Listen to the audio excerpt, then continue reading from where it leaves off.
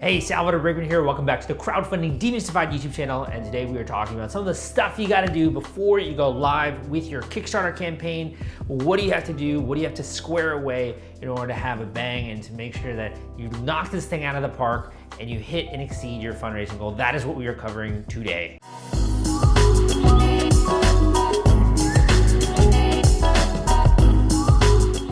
Let's jump right into it. Okay, so you're thinking of going live on Kickstarter. Maybe you already have your video together. Maybe you have some of the assets together before you go live with this campaign. And you're kind of wondering, what are some of the checklist items? What are the stuff that you got to do before you really knock this thing out there and you let the whole world judge your creation, which is always really scary, nerve-wracking, and exciting, because if people respond to it positively, this could be the start of an entire new business, or it could be a start of an entire new career. We've had a lot of people on my podcast, the Crowdfunding Demystified Show, where they have one job, one career, they launch a board game, they launch a Kickstarter for a new gadget that they've created, and they ended up it's taking off, right? And it really just replaces their full-time job. And it's one of the coolest things ever to see that happen, to be talking with a guest in the middle of his Kickstarter and to connect with him a year or two later and to find out he has employees and like there's whole operations, and it's so freaking cool, right? So for that future to happen, what are some of the things that you need to prepare to make sure that you don't fall flat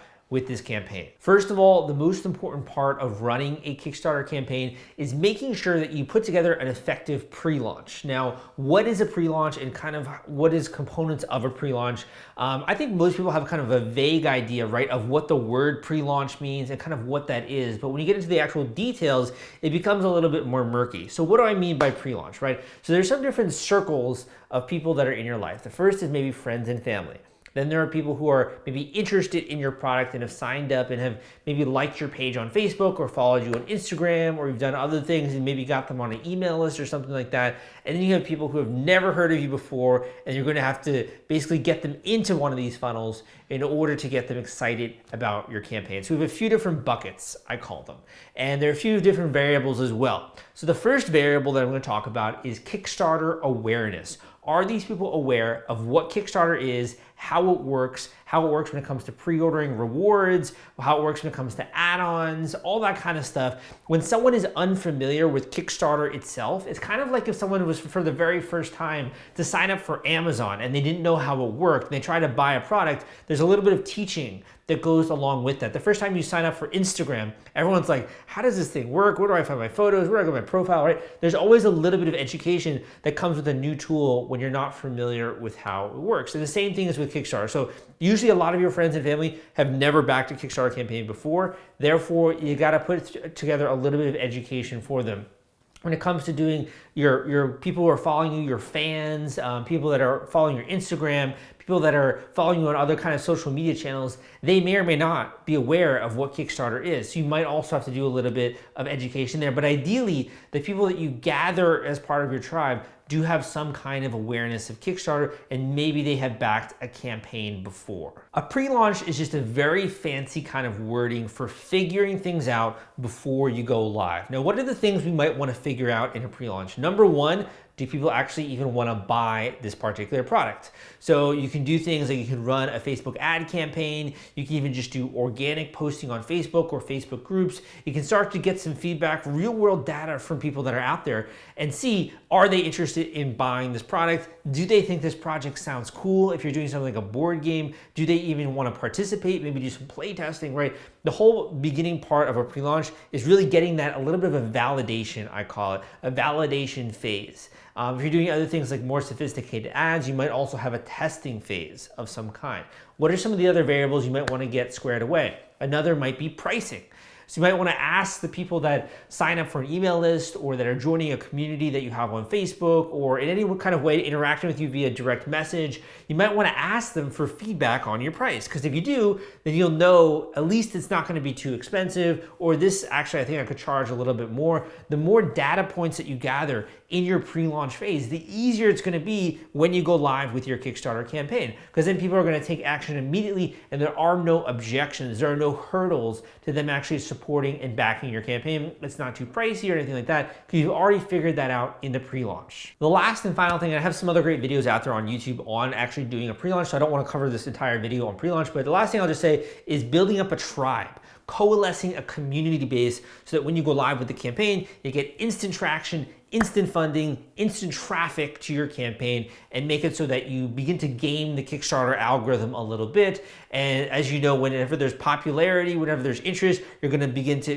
grow in the actual charts when it comes to that algorithm. Works the same way with Amazon. It also works that way with Kickstarter. Number two is that you're going to want to nail down your numbers. And what do I mean by that? I mean the numbers in terms of what is the cost of producing your product, the quote that you've gotten from your manufacturer.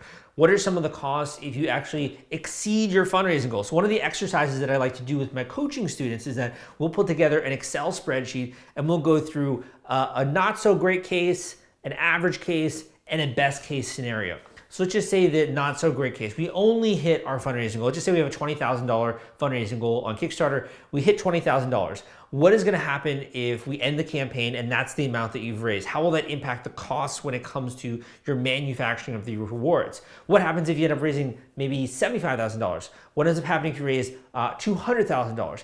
You can kind of create these different projections depending on best, worst case, or average case scenarios and how that impacts your bottom line and how that impacts your numbers. So depending on the quantity, the order quantity that you need to order from your manufacturer, that can tell you a lot. So it's really important that you know your numbers, not only because it allows you to kind of be more informed about how you can do your marketing spend, but also when you go into the Kickstarter dashboard, you're then gonna have to input things like shipping, international versus US shipping, or are we only shipping to certain areas, or what's the shipping to South Korea versus Germany, right? And you're gonna have to input all of that information.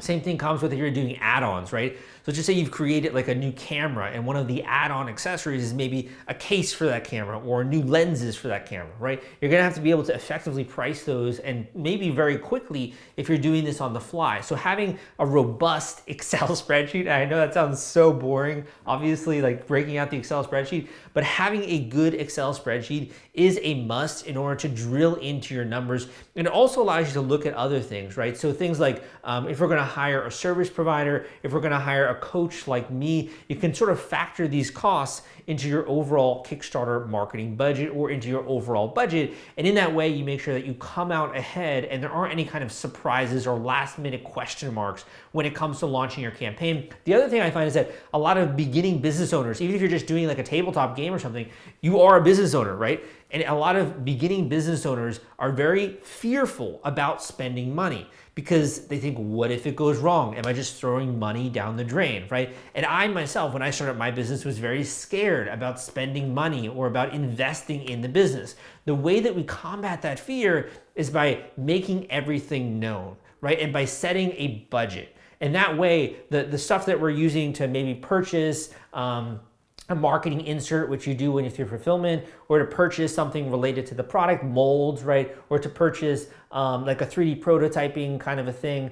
If you're purchasing something on the outset and you're just drawing from the budget, you know that you're okay because that's what you're designed to do. You are taking a risk here, launching a new product into the world, and if you have a budget, it becomes a little bit less personal emotions involved when it comes to spending money. The next thing that I'm going to recommend as a must that you do is to gather high quality videos and high quality photos of your product. Now, I have some other great videos out there that talk about the types of videos and the types of photos and that kind of stuff that you're gonna need, but this is really putting you head and shoulders above other marketers that are out there and other businesses that are out there. It literally, everything when it comes to purchasing online is all based on appearance. Now, eventually you might get referral marketing and word of mouth and all these kinds of sophisticated things, but when you're just getting started, the only thing that people can see is what they see when they're scrolling down Instagram or they're scrolling down Facebook or they're scrolling on Kickstarter. They can only see your video, the photos, and the things that you are feeding them in order to come to that idea of like, should I buy this thing? Could I see myself using it, right? What is the value going to be? So to me, if you were an author, right, and you're writing a book, words are fundamental towards communicating your ideas to the public. You can't have a book without words. You can't have a Kickstarter campaign without high quality videos and without high quality photos. Otherwise, you're making it a heck of a lot harder, right? Because you're trying to get people to interact with this campaign and to back it and to support it and be excited about it. You're trying to get them to, affect them emotionally. But how do you do that when you can't show them the product? It's very difficult. So make sure that you get high quality photos and high quality images, high quality video footage for your campaign. The next one, and technically you're already doing this a little bit, but you'd be surprised the number of coaching students that I've had over the years who, while they maybe watch some of my YouTube videos, or they've read my book, The Kickstarter Launch Formula, or they've listened to my podcast, they haven't yet taken a step deeper and kind of done what I call a little bit of, in the way of studying the craft, right? So what do I mean by that? I mean, taking the time to not just like browse through Kickstarter and look at a project here and there, but to actually get scientific and to start recording some of these similar Kickstarter campaigns that are relevant to yours and recording that in an Excel spreadsheet. Take a look at how much money they raised. Take a look at the number of backers that they have. What is their pricing like? What are they charging for shipping? How is their page laid out, etc. The more familiar that you can come with similar Kickstarter campaigns and products as yours, it's gonna make it a heck of a lot easier when you go live with your particular campaign. You can kind of think of this as conducting industry research. If you're running any other kind of business, you would write a business plan, right? So if you're gonna be launching a product into a marketplace, naturally, you want to study some of the other similar products that are out there. So make sure that you dive in and you actually study the craft that is Kickstarter. That could be purchasing my book. That could be watching more videos like this. That could be going and browsing through Kickstarter and making a catalog of all the different campaigns that are like yours, things that you notice, commonalities, etc. But start to create a folder in Google Drive or Dropbox or whatever that other people can access.